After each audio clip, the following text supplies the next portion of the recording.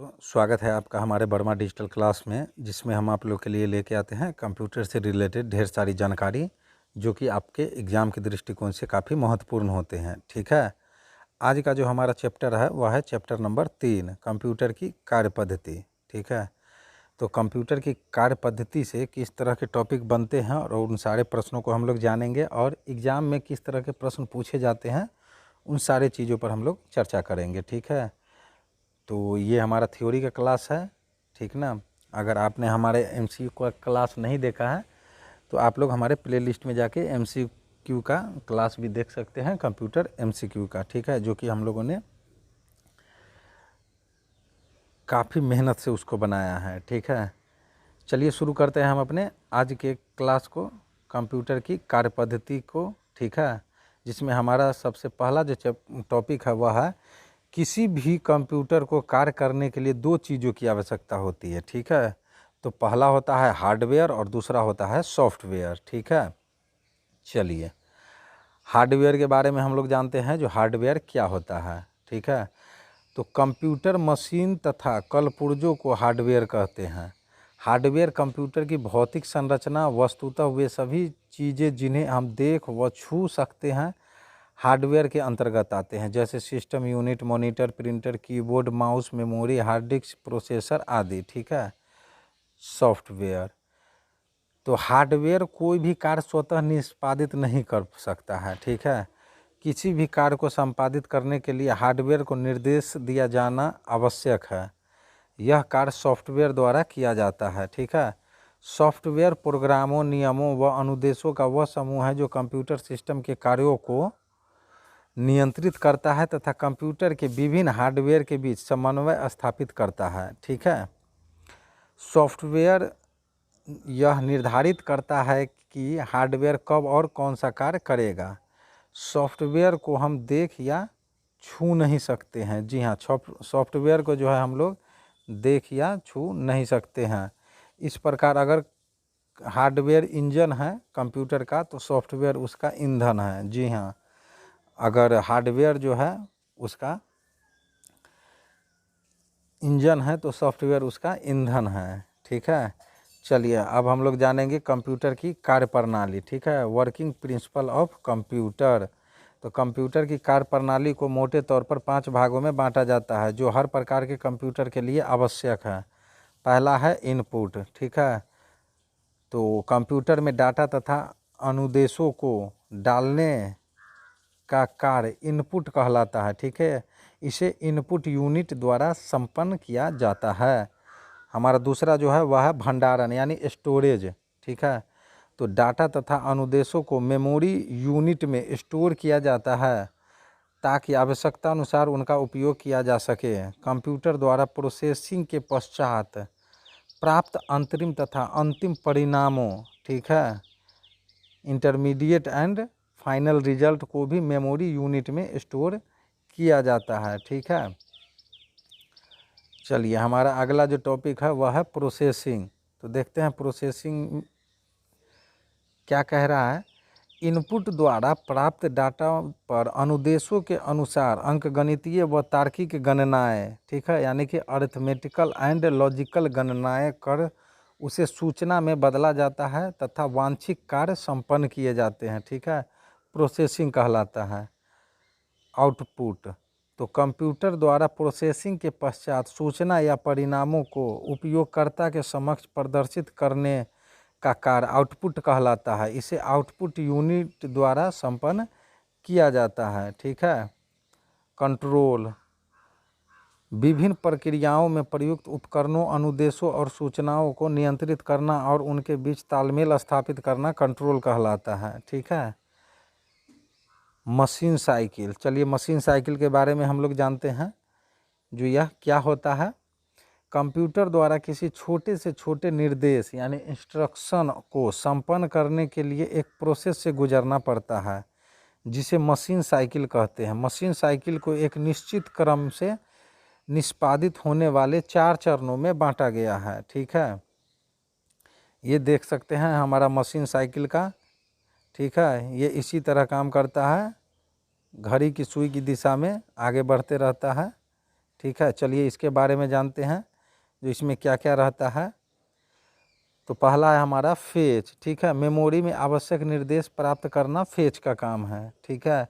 Decode, प्राप्त निर्देशों को कंप्यूटर द्वारा समझे जा सकने वाले कमांड्स में बदलना डिकोड कहलाता है, ठीक है। एग्जीक्यूट, इन कमांड को प्रोसेसर द्वारा एग्जीक्यूट करना एग्जीक्यूट कहलाता है, ठीक है। और स्टोर, एग्जीक्यूशन के बाद प्राप्त परिणाम को स्टोर करता है, ठीक है। परिणाम को मेमोरी में स्टोर करना होता है, इसका काम स्टोर का। इस प्रकार मशीन साइकिल किसी इंस्ट्रक्शन का एग्जीक्यूशन फेज है। कंप्यूटर में यह प्रक्रिया लगातार चलती रहती है।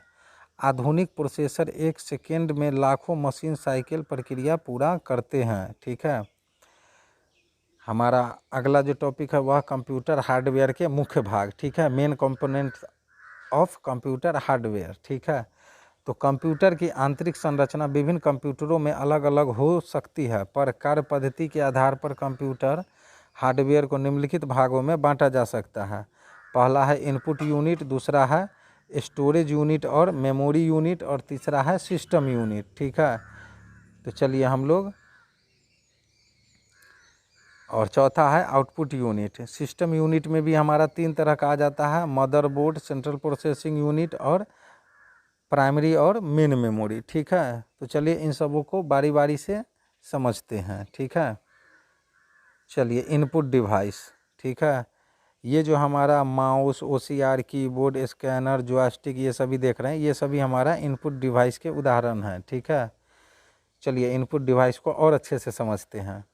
डाटा, प्रोग्राम, अनुदेश, ठीक है, यानी इंस्ट्रक्शन और अनुदेश, ठीक है। इंस्ट्रक्शन और निर्देश यानी कमांड्स को कंप्यूटर में डालने के लिए प्रयोग की जाने वाली विद्युत यांत्रिक युक्ति इनपुट डिवाइस कहलाता है, ठीक है। इनपुट यूनिट उपयोगकर्ता से डाटा और अनुदेश प्राप्त कर उसे डिजिटल रूप में परिवर्तित करता है तथा प्रोसेसिंग के लिए प्रस्तुत करता है, ठीक है। चूँकि कंप्यूटर केवल बाइनरी संकेतों, ठीक है, 0 और 1 या ऑन और ऑफ को समझ सकता है, अतः सभी इनपुट डिवाइस कंप्यूटर इंटरफेस की मदद से डाटा व अनुदेशों को बाइनरी संकेत में बदलते हैं, ठीक है। इस तरह इनपुट डिवाइस के कार्य हैं। तो इनपुट डिवाइस के कार्य हैं डाटा, अनुदेश तथा प्रोग्राम को स्वीकार करना, उन्हें बाइनरी कोड में बदलना और बदले हुए कोड को कंप्यूटर को देना, ठीक है। इनपुट डिवाइस के कुछ उदाहरण हैं, चलिए उन्हें हम लोग जानते हैं। तो कीबोर्ड, माउस, जॉयस्टिक, प्रकाशीय pen, scanner, barcode reader, MICR, punch card reader आदि इनपुट डिवाइस के उदाहरण हैं, ठीक है। चलिए हमारा अगला जो है वह है भंडारण यूनिट या मेमोरी, स्टोरेज यूनिट और मेमोरी। डाटा और अनुदेशों को प्रोसेस करने से पहले मेमोरी में रखा जाता है। प्रोसेस द्वारा प्राप्त अंतरिम और अंतिम परिणाम को भी मेमोरी में रखा जाता है, ठीक है। इस प्रकार मेमोरी सुरक्षित रहता है। प्रोसेस के लिए दिए गए डाटा व अनुदेशों को, अंतरिम परिणामों को और अंतिम परिणामों को, ठीक है। मेमोरी को मुख्यतः 2 भागों में बांटा जाता है। पहला है हमारा प्राथमिक मेमोरी, ठीक है, और दूसरा है हमारा द्वितीयक मेमोरी या सहायक मेमोरी, ठीक है। तो चलिए हम लोग पहले प्राइमरी मेमोरी को समझते हैं। तो यह कंप्यूटर सिस्टम के यूनिट के अंदर स्थित इलेक्ट्रॉनिक मेमोरी है। इसकी स्मृति क्षमता कम जबकि गति तीव्र होती है। इसमें अस्थायी निर्देशों और तात्कालिक परिणामों को संग्रहित किया जाता है। यह अस्थायी मेमोरी है जिसमें कंप्यूटर को ऑफ कर देने पर सूचना भी समाप्त हो जाती है, ठीक है। डाटा तथा अनुदेशों को प्रोसेस करने से ठीक पहले प्राथमिक मेमोरी में अस्थायी रूप से रखा जाता है। अंतरिम परिणामों तथा प्राप्त आउटपुट को प्रदर्शित करने से पहले प्राथमिक मेमोरी में स्टोर किया जाता है। सेमीकंडक्टर, रजिस्टर, कैश, रोम तथा रैम प्राथमिक मेमोरी के उदाहरण हैं। इनमें रजिस्टर या कैश मेमोरी CPU या माइक्रो प्रोसेसर के भीतर बने होते हैं, जबकि रोम तथा रैम मदरबोर्ड पर लगे होते हैं। CPU का सीधा संपर्क कैश मेमोरी से ही होता है, ठीक है। हमारा दूसरा जो है वह है द्वितीयक या सहायक मेमोरी, सेकेंडरी और ऑक्सिलरी मेमोरी, ठीक है। तो डाटा, सॉफ्टवेयर तथा अंतिम परिणामों को अस्थायी रूप से सहायक मेमोरी में संग्रहित किया जाता है, ठीक है। कंप्यूटर प्रोसेसर द्वारा डाटा प्रोसेस से पहले सहायक मेमोरी से मुख्य मेमोरी में लाया जाता है। सहायक मेमोरी में कम खर्चे में विशाल डाटा स्टोर करने की क्षमता होती है। यह एक अस्थायी मेमोरी है जिसमें कंप्यूटर को बंद कर देने या विद्युत उपलब्ध न होने पर भी डाटा नष्ट नहीं होता है। चुंबकीय डिस्क यानी कि मैग्नेटिक डिस्क और ऑप्टिकल डिस्क, हार्ड डिस्क आदि सहायक मेमोरी के उदाहरण हैं, ठीक है। चलिए रजिस्टर के बारे में हम लोग जानेंगे, जो रजिस्टर क्या होता है, ठीक है। यह सीपीयू या माइक्रो प्रोसेसर के साथ निर्मित अत्यंत तीव्र गति वाली प्राथमिक मेमोरी है। इसे सीपीयू की कार्यकारी मेमोरी, वर्किंग मेमोरी भी कहा जाता है। सीपीयू रजिस्टर में स्थित डाटा को ही प्रोसेस कर पाता है, अतः डाटा तथा अनुदेशों को प्रोसेसिंग से पहले रजिस्टर में स्थानांतरित किया जाता है। रजिस्टर मेमोरी का एक्सेस टाइम 1 से 2 नैनोसेकेंड हो सकता है, ठीक है। तो ये था हमारा रजिस्टर मेमोरी। चलिए आगे हम लोग जानते हैं कैश मेमोरी के बारे में। कैश मेमोरी सीपीयू से सीधे जुड़ा होता है, अतः कैश मेमोरी से सीपीयू तक डाटा ले जाने के लिए कंप्यूटर मदरबोर्ड के सिस्टम बस का प्रयोग नहीं करना पड़ता, अतः डाटा स्थानांतरण की गति तीव्र होती है, ठीक है।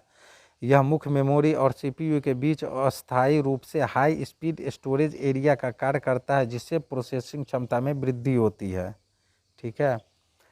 चलिए सीपीयू वांछित जो सूचना के लिए सबसे पहले कैश मेमोरी की तलाश करता है। अगर वांछित सूचना कैश मेमोरी में नहीं मिलती तो इसे रोम रैम में भी खोजा जाता है, ठीक है। कैश मेमोरी सीपीयू तथा मुख्य मेमोरी के बीच गति भेद, स्पीड मिसमैच को दूर करने के लिए बफर का काम करता है। कैश मेमोरी अत्यंत तीव्र होती है पर यह अधिक महंगा भी होता है। कैश मेमोरी का एक्सेस टाइम 2 से 10 सेकेंड नैनो सेकेंड तक हो सकता है, ठीक है। चलिए हम लोग रैम के बारे में अब जानेंगे, जिसका फुल फॉर्म होता है रैंडम एक्सेस मेमोरी, ठीक है। रैम एक सेमीकंडक्टर मेमोरी चिप है जिसे मदरबोर्ड पर बने मेमोरी स्लॉट में लगाया जाता है। यह एक अस्थायी प्राथमिक मेमोरी है। इसमें डाटा का एक्सेस टाइम डाटा की भौतिक स्थिति पर निर्भर नहीं करता, अतः इसकी गति तीव्र होती है, ठीक है। प्रोसेसिंग के दौरान जो है डाटा और अनुदेशों को सहायक मेमोरी में से लाकर रैम में स्टोर किया जाता है। सीपीयू इन्हें रैम से प्राप्त करता है तथा डाटा प्रोसेसिंग करता है। किसी अंतरिम या अंतिम परिणाम को अस्थायी तौर पर रैम में स्टोर किया जाता है, ठीक है। रोम रीड ओनली मेमोरी। रोम एक सेमीकंडक्टर मेमोरी चिप है जिसे कंप्यूटर मदरबोर्ड पर कंप्यूटर निर्माता कंपनी द्वारा स्थापित किया जाता है। रोम एक अस्थायी प्राथमिक मेमोरी है जिसमें संग्रहित डाटा न तो नष्ट होती है और न ही इसे बदला जा सकता है। रोम में कंप्यूटर को स्टार्ट करने के लिए आवश्यक सॉफ्टवेयर स्टोर किया जाता है, ठीक है। चलिए सीमॉस बैटरी के बारे में जानेंगे हमें, सीमॉस चिप के बारे में। ये जो हमारा है ये सीमॉस चिप है, इसकी सहायता से हम लोग इसे मदरबोर्ड से निकालते हैं, ठीक है। चलिए इसके बारे में जानते हैं सीमॉस के बारे में। Complementary metal oxide semiconductor chip के बारे में, जो यह होता क्या है।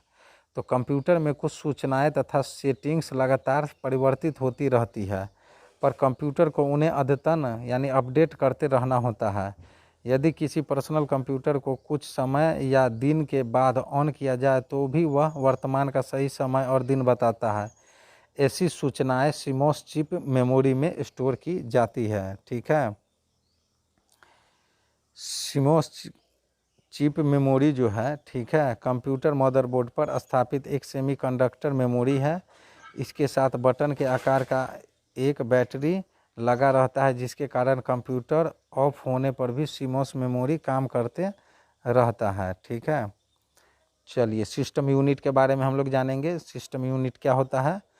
किसी पर्सनल कंप्यूटर का सिस्टम यूनिट का मुख्य भाग हार्डवेयर होता है, ठीक है। सिस्टम यूनिट टीन या प्लास्टिक का बना एक बॉक्स कंटेनर होता है जिसमें इलेक्ट्रॉनिक कंपोनेंट होते हैं। इनपुट और आउटपुट डिवाइस के अतिरिक्त कंप्यूटर के सभी हार्डवेयर सिस्टम यूनिट में स्थित होते हैं, ठीक है।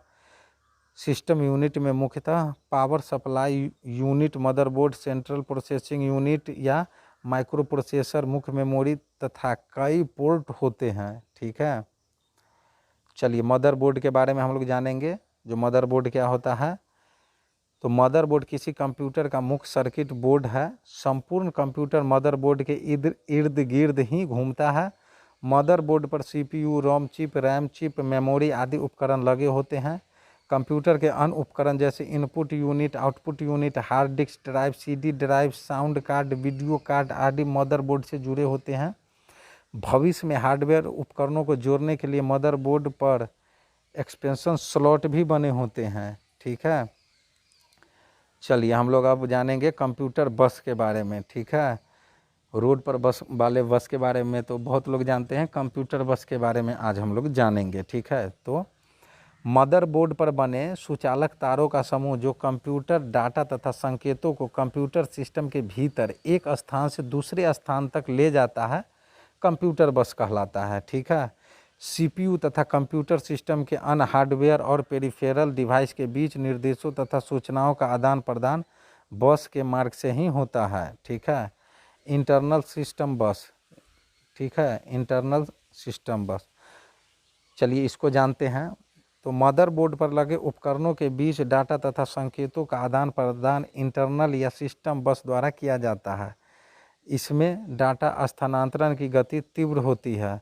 सिस्टम बस को 3 भागों डाटा बस, एड्रेस बस तथा कंट्रोल बस में बांटा जाता है। ठीक है, चलिए एक्सटर्नल या एक्सपेंशन बस के बारे में हम लोग जानते हैं।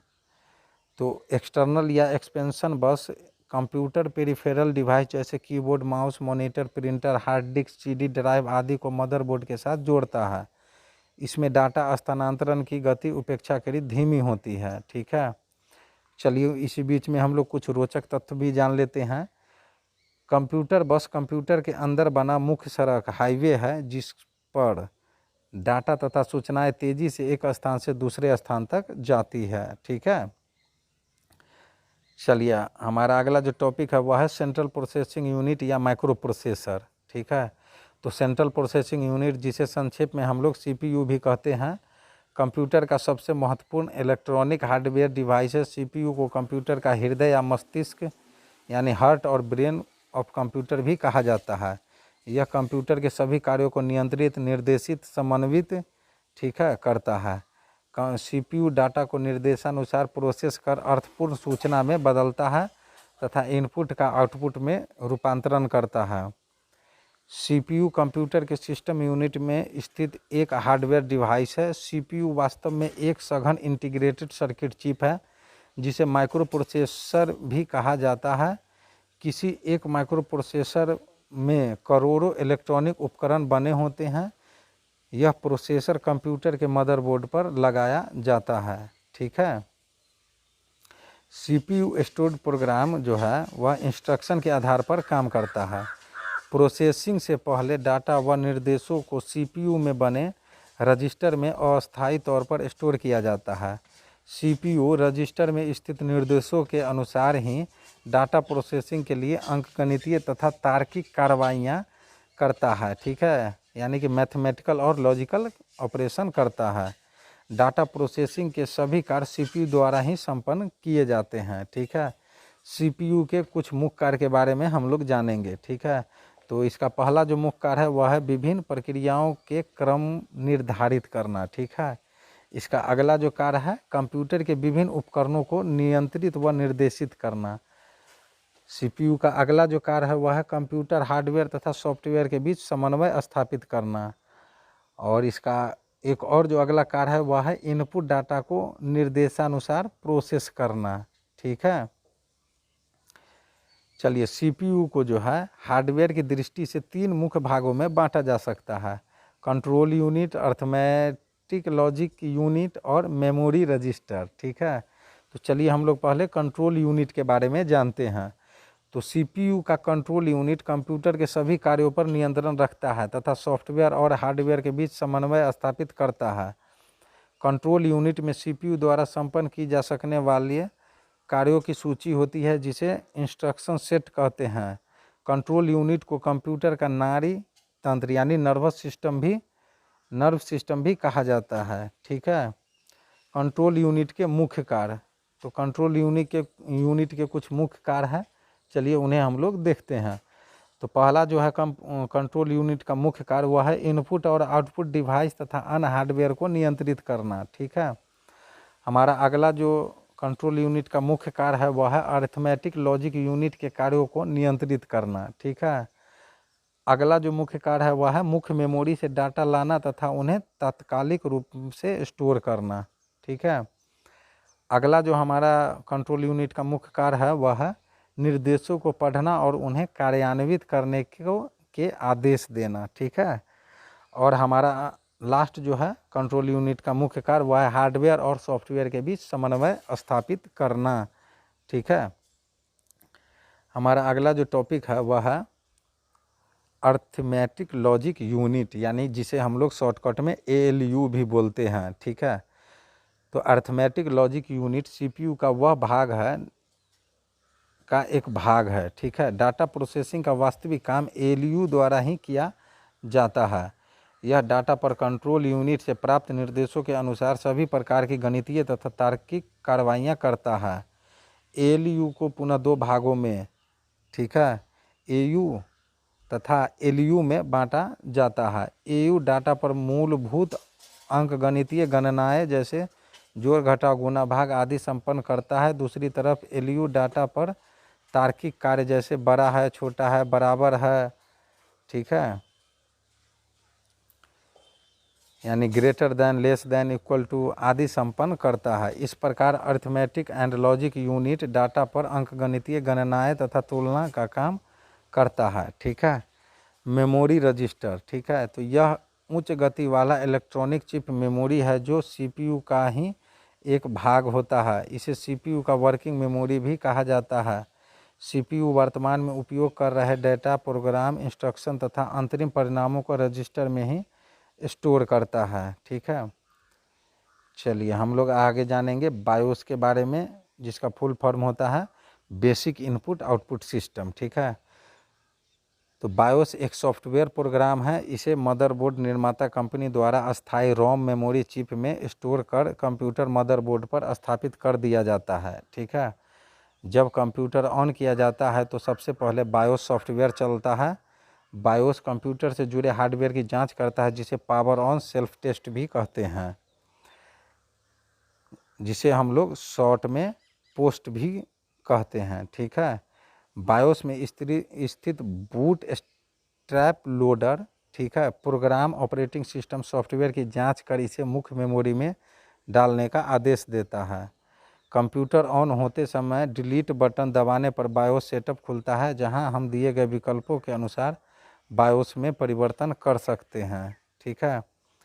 चलिए, क्या आप जानते हैं कि इंटेल तथा AMD जो है एडवांस माइक्रो डिवाइसेस दो प्रमुख माइक्रो प्रोसेसर निर्माता कंपनियां हैं। इनके द्वारा निर्मित प्रमुख माइक्रो प्रोसेसर या CPU चिप हैं। तो पहला है इंटेल पेंटियम, ठीक है, दूसरा है इंटेल सेलेरॉन, तीसरा है इंटेल जियोन, ठीक है, चौथा है इंटेल कोर 2 डुयो, ठीक है, पांचवा है इंटेल एटम, छठा है AMD एथलॉन, और हमारा जो सातवां है वह है AMD ड्यूरॉन, ठीक है। चलिए हमारा अगला जो टॉपिक है वह है आउटपुट डिवाइस, ठीक है। तो आउटपुट डिवाइस कंप्यूटर द्वारा प्रोसेसिंग के पश्चात प्राप्त अंतरिम तथा अंतिम परिणामों को उपयोगकर्ता तक पहुंचाने के लिए प्रयुक्त एक युक्ति है। यह कंप्यूटर को उपयोगकर्ता के साथ जोड़ता है तथा प्रोसेसर द्वारा प्राप्त परिणामों को उपयोगकर्ता के समझने योग्य स्वरूप में प्रदर्शित करता है। चूँकि प्रोसेसर से प्राप्त परिणाम बाइनरी संकेतों 0 या 1 में होते हैं, अतः इन्हें आउटपुट इंटरफेस द्वारा समान संकेतों में परिवर्तित किया जाता है, ठीक है। चलिए आउटपुट डिवाइस के हम लोग कार्य जानते हैं, जो आउटपुट डिवाइस का क्या क्या कार्य है। तो आउटपुट डिवाइस का सबसे पहला कार्य है CPU से परिणाम प्राप्त करना, ठीक है। दूसरा काम है प्राप्त परिणाम को मानव द्वारा समझे जा सकने वाले संकेतों में बदलना, और तीसरा काम है परिणाम में के परिवर्तित संकेतों को उपयोगकर्ता तक पहुंचाना। ठीक है। आउटपुट डिवाइस के कुछ उदाहरण हैं, जैसे monitor, printer, plotter, speaker, screen, image projector, card reader आदि जो हैं ये सभी आउटपुट डिवाइस के उदाहरण हैं। ठीक है। चलिए, सीपीयू की गति को प्रभावित करने वाले कारक। ठीक है, यानी factors affecting speed of CPU. तो सीपीयू की गति को प्रभावित करने वाले कौन कौन से कारक हैं उनके बारे में हम लोग जानेंगे। पहले जानते हैं, सीपीयू या माइक्रो प्रोसेसर की कार्यक्षमता को 1 सेकेंड में संपादित किए जा सकने वाले अनुदेशों की संख्या के आधार पर मापा जाता है। चूँकि सीपीयू 1 सेकेंड में लाखों अनुदेश संपादित करता है, अतः इसकी गति को MIPS मिलियन इंस्ट्रक्शन पर सेकेंड या BIPS बिलियन इंस्ट्रक्शन पर सेकेंड में मापा जाता है। ठीक है। सीपीयू की गति को प्रभावित करने वाले कारक। ठीक है, तो सीपीयू की गति को प्रभावित करने वाले जो कारक है वह है पहला कंप्यूटर घड़ी। ठीक है। System clock. तो सीपीयू के डाटा प्रोसेस करने की गति कंप्यूटर के अंदर बने इलेक्ट्रॉनिक घड़ी पर निर्भर करती है, जिसे सिस्टम क्लॉक कहा जाता है। सिस्टम क्लॉक एक टाइमिंग डिवाइस है जो कंप्यूटर प्रोसेसिंग को सिंक्रोनाइज करने के लिए इलेक्ट्रिकल पल्स पैदा करता है, जिसे क्लॉक पल्स कहते हैं। डाटा प्रोसेसिंग के कार्य को अनेक छोटे छोटे व मूलभूत चरणों यानी कि स्टेप्स में बांटा जाता है। एक चरण का कार्य समाप्त हो जाने के बाद दूसरा चरण आरंभ करने के लिए रजिस्टर क्लॉक पल्स का इंतजार करते हैं। क्लॉक पल्स कंप्यूटर घड़ी द्वारा उत्पन्न किए जाते हैं। स्पष्टतः कंप्यूटर घड़ी जितनी जल्दी क्लॉक पल्स उत्पन्न करेगा, सीपीयू के डाटा प्रोसेस की गति उतनी ही तीव्र होगी। अन्य मापदंड समान होने पर 200 मेगाहर्ट्ज पर क्लॉक 100 मेगाहर्ट्ज के क्लॉक की उपेक्षा दुगुनी गति से काम करेगा। ठीक है। सिस्टम क्लॉक की गति जो है, सिस्टम क्लॉक की गति को 1 सेकेंड में उत्पन्न क्लॉक पल्स की संख्या के आधार पर मापा जाता है। 1 सेकेंड में उत्पन्न पल्स की संख्या को हर्ट्ज कहते हैं। सिस्टम क्लॉक की गति को सामान्यतः मेगाहर्ट्ज या गीगाहर्ट्ज के रूप में निरूपित किया जाता है। 1 मेगाहर्ट्ज 1 मिलियन साइकिल प्रति सेकंड के बराबर है, जबकि 1 गीगाहर्ट्ज में 1 बिलियन साइकिल प्रति सेकंड होता है। आजकल उपलब्ध कंप्यूटरों में सिस्टम क्लॉक की गति 500 मेगाहर्ट्ज और 4 गीगाहर्ट्ज तक हो सकती है। ठीक है। हमारा अगला जो है वह है रजिस्टर मेमोरी। जी हाँ, सीपीयू रजिस्टर में स्थित डाटा को ही प्रोसेस कर सकता है। सीपीयू में रजिस्टर की संख्या तथा आकार जितना अधिक होगा, सीपीयू के प्रोसेसिंग की गति भी उतनी ही तीव्र होगी। ठीक है। चलिए, शब्द परास जो है वह, चलिए वर्ड लेंथ। तो शब्द परास बाइनरी अंकों यानी कि बिट जो है कि वह संख्या है जो कंप्यूटर एक बार में प्रोसेसिंग के लिए लेता है। शब्द परास अधिक होने से कंप्यूटर गति बढ़ जाती है। शब्द परास की लंबाई 8, 16, 32 या 64 बिट तक हो सकती है। ठीक है। 64 बिट शब्द परास का अर्थ है कि सीपीयू एक साथ 64 बिट डाटा प्रोसेस कर सकता है। ठीक है। चलिए, कैश मेमोरी के बारे में हम लोग जानते हैं। कैश मेमोरी सीपीयू से सीधे जुड़ा होता है, अतः इसमें डाटा स्थानांतरण की गति तीव्र होती है। स्पष्टतः कैश मेमोरी का आकार बड़ा होने पर सीपीयू की गति भी तीव्र होगी। ठीक है। सिस्टम बस। चलिए, सिस्टम बस के बारे में हम लोग जानते हैं।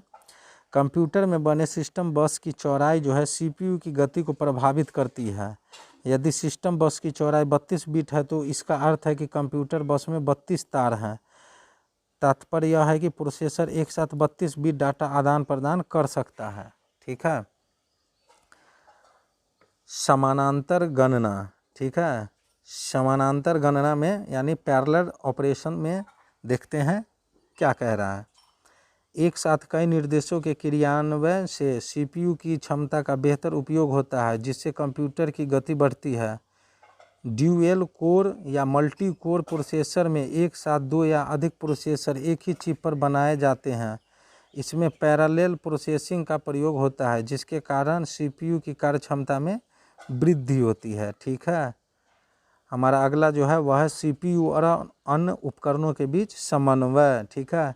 तो सामान्यतः CPU तीव्र गणना करता है, अतः अन्य उपकरणों के धीमा होने से कंप्यूटर की गति प्रभावित होती है।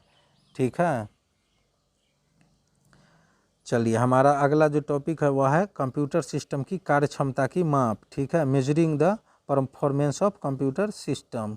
तो देखते हैं कंप्यूटर सिस्टम की कार्यक्षमता की माप क्या क्या है। ठीक है, तो इसका पहला जो है वह है थ्रूपुट।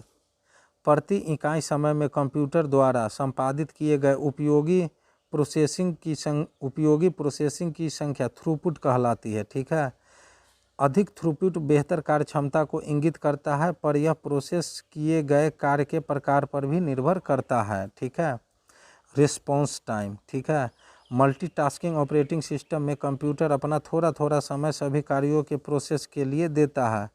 कंप्यूटर को प्रोसेसिंग के लिए कार्य दिए जाने तथा CPU द्वारा उस कार्य को संपादित करने के लिए की गई पहली प्रतिक्रिया के बीच का समय रिस्पॉन्स टाइम कहलाता है। बेहतर कार्यक्षमता के लिए रिस्पॉन्स टाइम कम होना चाहिए। जी हाँ, टर्न अराउंड। ठीक है, टर्न अराउंड टाइम। तो कंप्यूटर को प्रोसेसिंग के लिए कार्य दिए जाने तथा कंप्यूटर द्वारा उसे पूरा कर अंतिम परिणाम देने के बीच का समय टर्न अराउंड कहलाता है, टर्न अराउंड टाइम कहलाता है। बेहतर कार्यक्षमता के लिए टर्न अराउंड टाइम कम होना चाहिए। ठीक है, तो ये थे हमारे आज के काफ़ी महत्वपूर्ण टॉपिक। हमारा अगला जो चैप्टर रहेगा वह रहेगा चैप्टर नंबर 4, पर्सनल कंप्यूटर के मुख्य घटक। ठीक है, यानी main components of personal computer. देखेंगे इसमें किस तरह के टॉपिक से आपके एग्ज़ाम के दृष्टिकोण से टॉपिक रहते हैं और उन सारे टॉपिकों पर हम लोग चर्चा करेंगे। ठीक है, तो हमारा आज का जो ये चैप्टर था काफ़ी महत्वपूर्ण चैप्टर था। इससे बार बार प्रश्न पूछे ही जाते हैं। आप लोग इन सारे टॉपिकों की अच्छे से तैयारी कर लेंगे। ठीक है, तो हमारा चैप्टर नंबर 3 जो है कंप्यूटर की कार्य पद्धति वो कंप्लीट हो गया है। आप लोग अच्छे से तैयारी कर लेंगे। मिलते हैं हम लोग अपने अगले वीडियो में नए चैप्टर के साथ, नए टॉपिक के साथ, नए प्रश्नों के साथ। तब तक के लिए जय हिंद, जय भारत।